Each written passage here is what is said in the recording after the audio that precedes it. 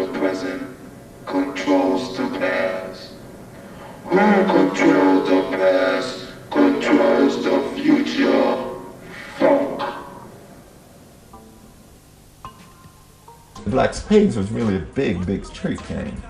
And Afrika Bambaataa was like, okay, we need to take this energy that we have, this negative energy of us fighting each other, we out here stabbing each other and beating each other down for turf. We need to take this energy that we have and channel it in a positive way. You gotta understand, you really have to understand that the Zulu Nation had originally been the Black Spades. They were the biggest, most feared gang in the Bronx. I mean, they'd wear these denim jackets with the cut-off sleeves and fur around the collars and Black Spades written across the back. And this was before gangs had a lot of guns, so it was all about getting beat down with these and with sticks and with knives. I mean, it was brutal.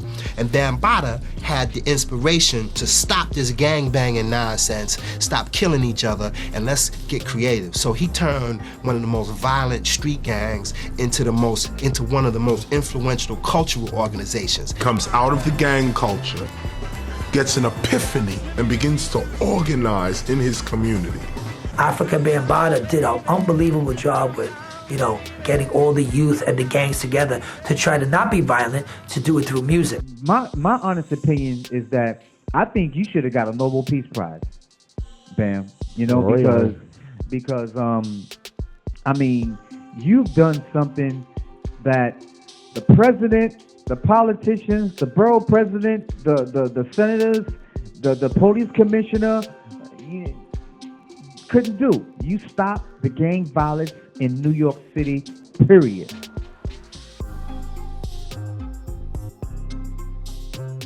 At what point did it become clear to you, or did you decide that the heart of the story was Afrika Bambaataa and the Zulu Nation and what he had been doing out of the gang culture in the Bronx? Because as Pete just makes clear, that's really a huge part of the story, is him trying to develop a way to evolve the gang culture out of violence, out of fighting, and turn music and dance into a new turf area. A journalist friend of mine wrote a bit about that. Mm-hmm. He was writing about Bambaataa, as I remember, and so I was pretty intrigued. I mean, I've always been interested in music, but I've also had an ulterior motive, which is I'm interested in music which has some political, social intent. In the gangs, you had a lot of negative things that was going on. You had black on black crime, black on Latino crime, Latino on Latino crime, black on white crime, white on black crime, and we took the energies of the negative and tried to change it around and bring positive into the organization by giving you hip-hop, by getting brothers and sisters to start rapping, to start breakdancing, to start believing in themselves, to start having knowledge of self and knowledge of others. When it first started out from a bunch of different street gangs that we organized, which started from Black Spades, Savage Nomans, the Savage Skulls, the Seven Immortals, and we tried to turn it from something that might have been a little negative to something positive. So I went out there and started transforming the street gangs into something positive, and it was a culture called hip-hop.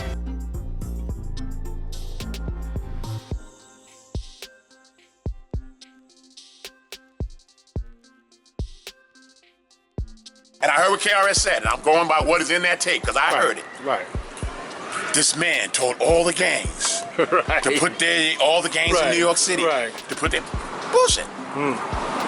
Didn't happen. Right. The gangs faded out because we were youth gangs. And the gangs really died out. I can speak on the Spade. Died out mainly because we just got older. Brothers were having babies, they're getting jobs, some got into other, entrepreneurial ventures, for a nice way to put it. You know what I mean? People went to the service, they went about the business of growing out of adolescence. At the time when the music came, the Spades were fading out. They were fading out. That means they were still Spades, but the original Spades was fading out. Because in Pathmark, we went to Pathmark, and Pathmark gave us all jobs. Basically, the gang thing was fading out at the beginning of the hip hop renaissance. I'll say, you know what I mean. The gangs pretty much folded up, you know what I mean, and began hip hop. Up in the South Bronx. Remember, I'm coming out of Brooklyn, so at the time there was a lot of gang activity, but it was dying out. You know what I mean? So when I got there, I heard about the gangs, but I didn't see any. You know what I mean? Everything kind of had dissipated at that point. The Casanovas was maxing off, scheming the duck. You had the Black Spades, plus the Savage Skull. Gang banging was over, neither crews exist. They got a job and a wife, a pretty woman to kiss. I mean, like I said, gangs are gangs. Somehow the gangs broke up and people started writing. Nah, but that's not true. That's not true. I mean, I don't know whoever said that. I mean, it's not true, man. It's just not true. I mean, let's just say, like, well, before the gangs broke up, you had, like, 3,000 writers, and then when the gangs broke up, you had 5,000. That's not true. I don't know where it came from, you know, and I mean, like, you're running around supposedly protecting your turf for whatever reasons you have different gangs for, and then you're gonna stop doing that and go for this hardcore life to riding on trains. Sounds pretty stupid to me, you know what I'm saying? But I just think that when they started interviewing certain people and everybody started focusing on gangs, people thought like, if you were a writer, gangs were a major part of your life, and that's just total bullshit because it depends on where you lived at. Stereotypes. Yeah, you know, but we practically did that ourselves because too many guys focus on the gangs. You know, for instance, Bambaataa came up in the area. Bambaataa was like one of the damn presidents of the Black Spades. And I think people took Bam's story and made it everybody's story.